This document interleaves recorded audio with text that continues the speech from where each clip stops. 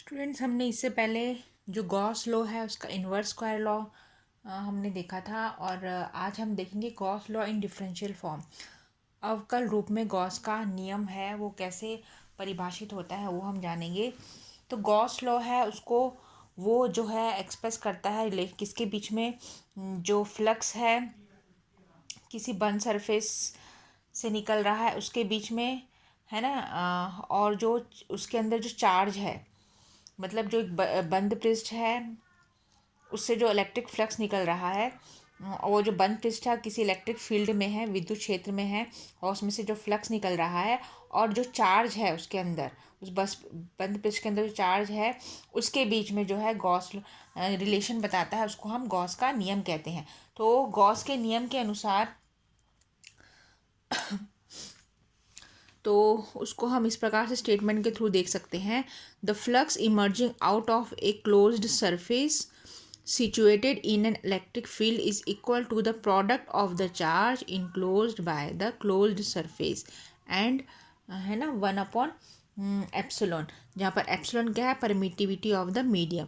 किसी विद्युत क्षेत्र में स्थित बंद पृष्ठ से बाहर की ओर गुजरने वाले विद्युत फ्लक्स उस बंद पृष्ठ द्वारा परिबद्ध आवेश की मात्रा तथा 1/एप्सिलॉन के गुणनफलन के बराबर होता है। तो इन दोनों के बीच में क्या बताता है, संबंध बताता है, किसके बीच में, फ्लक्स के बीच में, और है ना जो बंद पृष्ठ के अंदर जो चार्ज है उसके बीच में क्या बताता है, संबंध। तो उसको हम इस प्रकार से बता सकते हैं।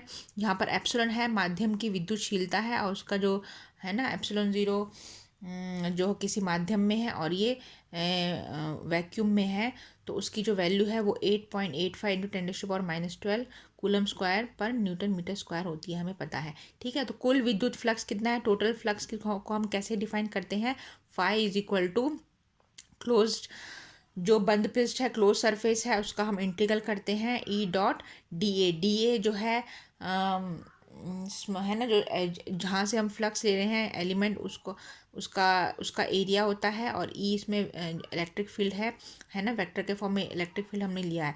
तो गॉस के नियम के हिसाब से जो फ्लक्स है, फ्लक्स और जो क्लोज सरफेस से जो फ्लक्स निकल रहा है और जो क्लोज सरफेस के अंदर जो चार्ज है, उन दोनों के बीच का संबंध बताता है और गॉस का नियम होता है। तो इसको हम ऐसे भी लिख सकते हैं, phi is equal to flux जो गॉस के हिसाब से डिफाइन होता है, फाई इज इक्वल टू Q/एप्सिलॉन। तो ये इक्वेशन 2 हमने ले ली है, इसको हमने इक्वेशन 1 ले लिया है।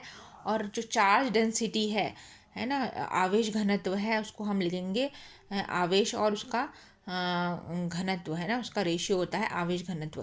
तो आवेश घनत्व क्या है, charge density is equal to ratio of charge upon volume. तो यहाँ पर आवेश घनत्व चार्ज डेंसिटी को रो ले लिया है, और जो चार्ज है ना, उसको डी क्यू ले लिया है, वॉल्यूम डी वी है। So D Q is equal to rho D V. So here तो ये तो छोटे से इसके लिए है, अगर हमें पूरे सरफेस के लिए लेना है तो हमें इंटीग्रेशन करना पड़ेगा। सो इसको इस प्रकार से ले लेते हैं, है ना, volume integral of rho d, क्योंकि डेंसिटी है तो डेंसिटी के लिए वॉल्यूम का इंटीग्रल आएगा, ये हमें ध्यान रखना है। अब इसमें इसको हम इक्वेशन नंबर 4 ले लेते हैं। 4 इक्वेशन में क्या है, क्यू इज इक्वल टू ये है, तो क्यू की जो वैल्यू है यहाँ पर इक्वेशन 2 में, तो 4 को है इक्वेशन 2 में डालेंगे। तो इक्वेशन जो 2 है गॉस लॉ में जो फ्लक्स डिफाइन किया है, तो phi is equal to closed integral of E.dA is equal to 1/एप्सिलॉन रो डी। तो ये जो है इसको इस प्रकार से भी डिफाइन कर सकते हैं, जो हमने देख लिया है इसको पहले, है ना। तो E.dA जो इलेक्ट्रिक फ्लक्स है फाई, है ना, electric flux phi is equal to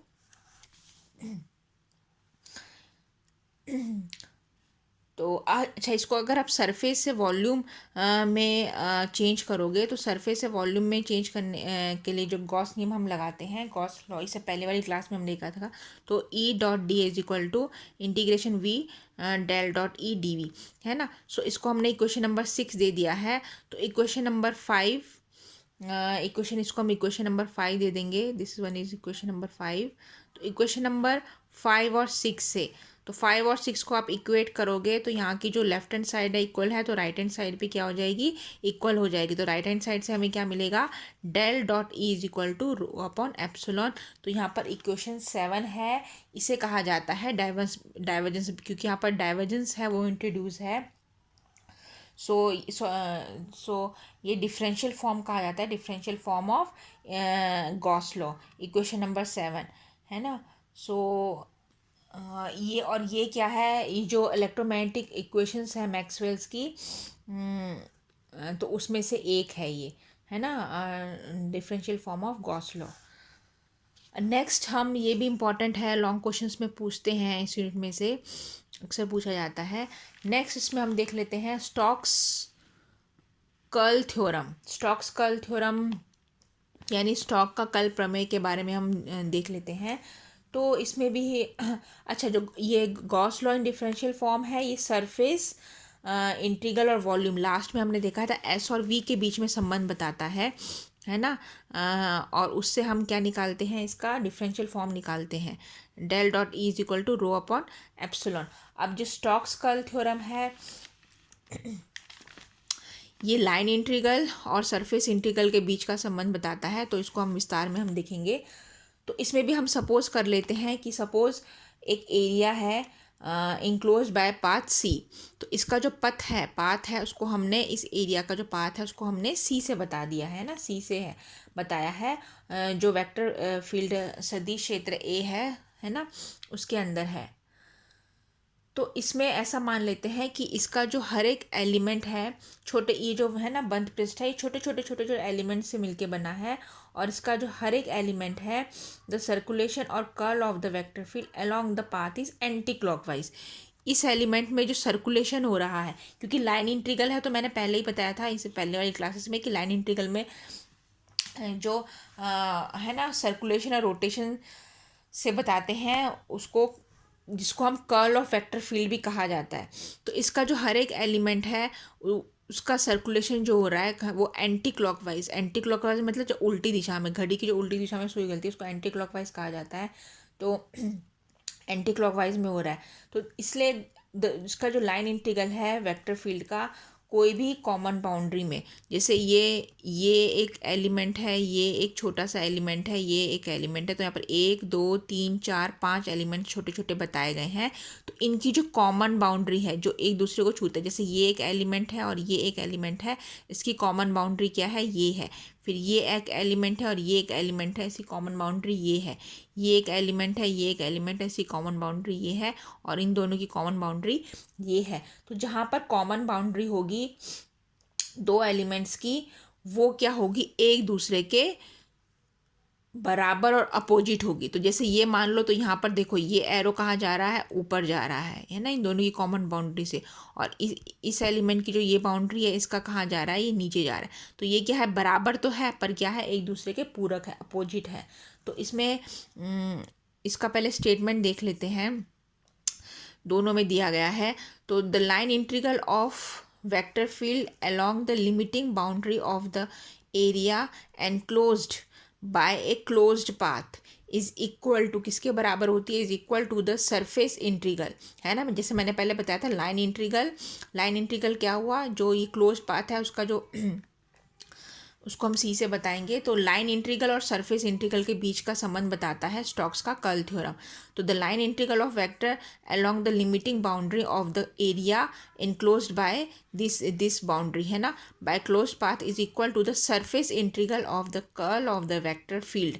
this is known as Stokes curl theorem. किसी सदिश क्षेत्र में बंद पथ द्वारा परिबद्ध क्षेत्रफल सी से बताया गया है कि परिसीमा के अनुदिश सदिश क्षेत्र का रेखा समाकलन उस परिबद्ध क्षेत्रफल पर सदिश क्षेत्र के कर्ल के पृष्ठ समाकलन के बराबर होता है। तो स्टोक्स कर्ल का थ्योरम जो है,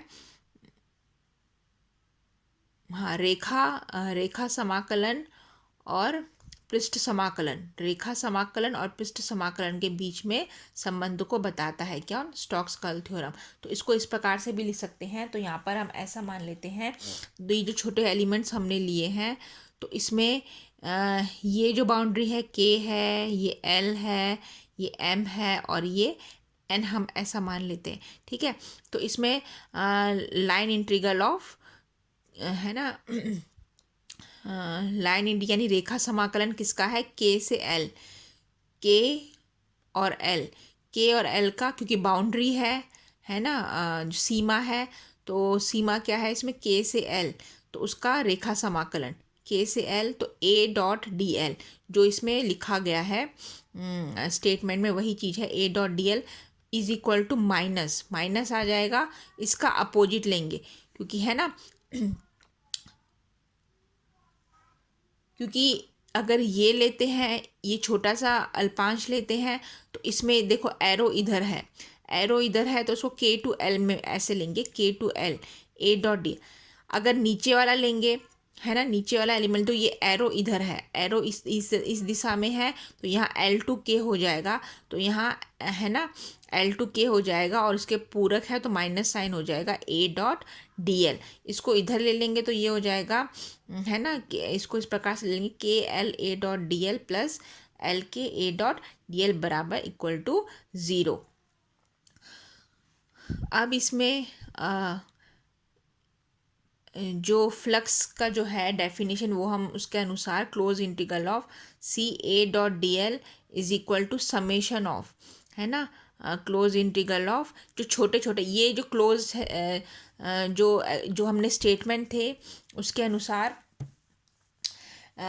ये जो हमने डेफिनेशंस है ना कि उसकी इसकी जो स्टेटमेंट है उसके अनुसार, ये जो क्लोज सरफेस है पूरे बंद पृष्ठ का क्लोज सरफेस सी से बताया है, उसका flux A dot D L is equal to किसके, इसमें से जो फ्लक्स निकल रहा है वो किसके बराबर होगा, ये जो छोटे छोटे एलिमेंट्स में से जो फ्लक्स निकल रहा है उनके समेशन के बराबर होगा, है ना। तो इसको हमने इक्वेशन 1 में इस प्रकार से दिया, तो ये फ्लक्स है, ये फ्लक्स किसका है, पूरे बंद पृष्ठ क्लोज सरफेस सी का फ्लक्स है ना, क्लोज सरफेस का फ्लक्स है, तो A dot D L is equal to, तो ये जो स्मॉल एलिमेंट्स है, छोटे छोटे एलिमेंट्स है, उनमें से जो फ्लक्स निकल रहा है उसके समेशन के बराबर होगा। तो ये इसको इक्वेशन नंबर 1 से बताया है। तो ये कर्ल ऑफ ए, इसको हम क्योंकि इसमें सर्कुलेशन हो रहा है, तो जैसे बताया था सर्कुलेशन जो है वो उसको कर्ल ऑफ वेक्टर फील्ड भी है ना कहा जाता है। तो सर्कुलेशन हो रहा है, तो curl of A dot eta is equal to limit, जो सर्कुलेशन और कर्ल ऑफ वेक्टर फील्ड है ना, सदिश क्षेत्र का जो कर्ल है उसकी परिभाषा के अनुसार, इसी क्लास में हम देख चुके हैं, तो उसकी परिभाषा के अनुसार, सदिश क्षेत्र की कर्ल की परिभाषा के अनुसार curl of A dot eta is equal to limit, है ना। अगर बहुत ही छोटा डी ए टेंस टू शून्य, मतलब इसका जो एरिया है शून्य के बराबर है, बहुत ही छोटा है, स्मॉल है, डी ए टेंस टू 0 है ना, 1 डी ए जो फ्लक्स है उसको उसके साथ उसके एरिया का रेशियो है ना, सो वो क्या कहलाता है, कर्ल ऑफ ए कहलाता है, उसके डेफिनेशन के अनुसार ये इक्वेशन है।